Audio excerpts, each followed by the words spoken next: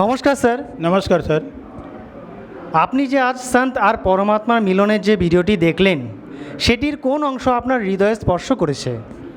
সেটা যে ভগত জি ওইটা যে দেখলাম কি পরমাত্মা স্বয়ং লীলা করার জন্য আমাদেরকে এই জগৎবাসীকে আমাদেরকে কল্যাণ করার জন্য উনি সশরীর সতলোক থেকে আসিয়ে ওই সন্ত রামপালজি মহারাজকে উনি সতলোক পাঠাই দিলেন আর নিজে সন্ত রামপালজি মহারাজকে শরীরের ভিতরে বসিয়ে আমাদেরকে বুদ্ধি সদ্জ্ঞান দিতেছেন।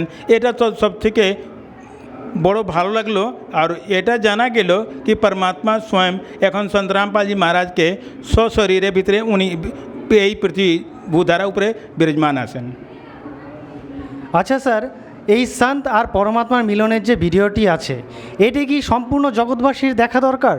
हाँ सर, এটা না দেখলে আপনার পরমাত্মা কে, পরমাত্মা की লীলা কি, এটা উনি যে পরমাত্মা এই ধরতি উপরে আসছেন, अगर এই ভিডিও না দেখলে, প্রমাণ না দেখলে জগৎবাসী বুঝতে পারবে না। এই জন্যে সবারকে এই ভিডিওতে দেখা একদম খুব দরকার আছে।